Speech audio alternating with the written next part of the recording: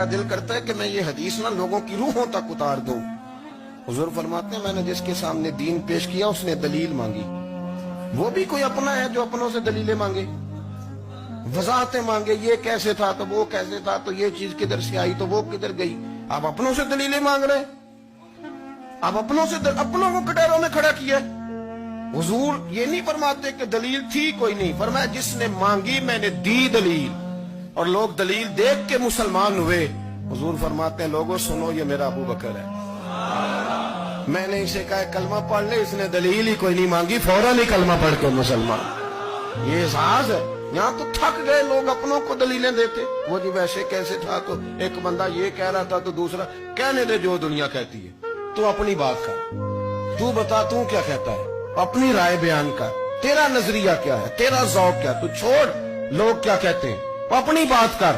اگر ابو بکر صدیق لوگوں کے کہنوں پہ چلتے تو مکہ تو سارا کچھ اور کہہ رہا تھا، اس وقت تو کچھ تھا ہی نہیں جو کہتا کہ نہیں تو ٹھیک چل رہا ہے، دنیا ساری کچھ اور کہہ رہی تھی، لیکن صدیق اکبر کہہ رہے تھے نہیں نہیں، سچ وہ ہے جو مدینے والے رسول فرماتے ہیں، سچ وہ ہے جو میرے آقا نے فرمایا۔ اپنی زندگی میں انہوں نے بتایا لوگوں کو کہ دین کا مزہ لینا ہے تو پھر ذرا غلامی کر کے آتا ہے، پھر ذرا پورا پیار کر کے آتا ہے، پھر پوری محبت دے کے پھر غلامی کا مزہ۔ حضرت اسماء بنت ابی بکر صدیق فرماتی ہیں کہ نبی پاک صلی اللہ تعالی علیہ وسلم نہ حرم شریف میں داخل ہوئے، ایام مکہ میں، مکے کے دن تھے، حضور حرم مکہ میں داخل ہوئے، کافروں نے، ابو جہل نے پہلے سے سازش کی ہوئی تھی۔ جیسے ہی حضور اندر داخل ہوئے تو شور کرنے لگا، کہنے لگا یہ تمہارے بتوں کو برا کہتے ہیں اور تمہیں شرم نہیں آتی، یہ تمہارے معبودوں کو گالی دیتے ہیں، معاذ اللہ یہ برا کہتے ہیں، میں خیال نہیں آتا۔ لوگوں کو اشتعال دینے لگا، لوگ مختلف جگہوں سے اکٹھے ہو کے حضور کے گرد جمع ہو گئے۔ آپ نے کہا ہے کہ بت جھوٹے، حضور فرمانے لگے کہا ہے۔ آپ نے کہا ہے کہ یہ کچھ نہیں کر سکتے، فرمایا کہا ہے۔ آپ نے کہا ہے یہ کوئی نفع نقصان نہیں دیتے، حضور فرمانے لگے کہا ہے۔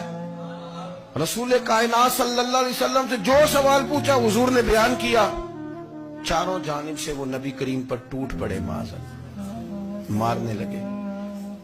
حضرت صدیق اکبر گھر میں بیٹھے کھانا کھا رہے تھے، کسی نے کہا ابو بکر وہ تو حرم میں حضور کو مار رہے ہیں، نہ سر پہ ٹوپی نہ پیروں میں جوتا۔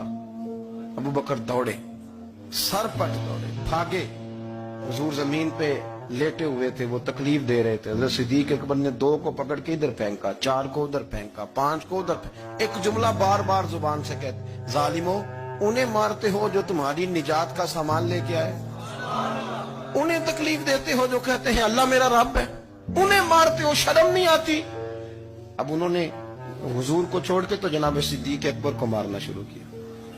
حضرت صدیق اکبر، عقبہ بن ابی معیط، عتبہ عتیبہ، ان کے ہاتھوں میں جوتے تھے۔ آج کل جوتے وہ نہیں ہوتے جو زمانے میں تھے، جوتا ہوتا تھا لکڑی کا، کھڑاؤں کا تھا، وہ جوتے پکڑ لیے اور جناب صدیق اکبر کے سر پہ مارنے شروع کیے۔ سر پہ جوتے لگ رہے ہیں، لگتے جا رہے ہیں، خون بہتا جا رہا ہے۔ حضرت صدیق اکبر نے بازو کھولے ہوئے، بے ہوش ہو کے گرے۔ حضرت اسماء کہتی ہیں میرے والد کو لوگ گھر لائے تو سر بھی سارا لہو سے بھرا ہوا تھا، چہرہ بھی سارا لہو سے بھرا ہوا تھا۔ عشق تے اگ دوویں ایک برابر، عشق تے اگ دوویں، عشق تے اگ دوویں ایک برابر، پر عشق دا سیک بدھیرا، اگ تے ساڑے ککھ تے کانے، عشق ساڑے تن میرا، اگ دا دارو می تے پانی، کوئی دسے ہاں پلا عشق دا دارو کیڑا، سجنا اتھے کچھ نہیں بچتا جتھے عشق ہوراں دا ڈیرا۔ حضرت صدیق اکبر کو گھر لائے تو لہو لہان ہے سارا وجود، خون بہ رہا۔ جناب اسماء کہتی ہے میں نے سر پہ ہاتھ رکھا، دیکھوں کہاں کہاں میرے والد کو، میں رو رہی ہوں، میں نے سر پہ ہاتھ رکھا تو کہتی ہیں بال بھی میرے ہاتھ میں آ گئے اور سر سے چمڑی بھی اتر کے میرے ہاتھ میں آ گئی، گوشت بھی سر سے اترنے لگا، سارا سر ان کا مار مار کے انہوں نے نازک بنا دیا، نرم کر دیا۔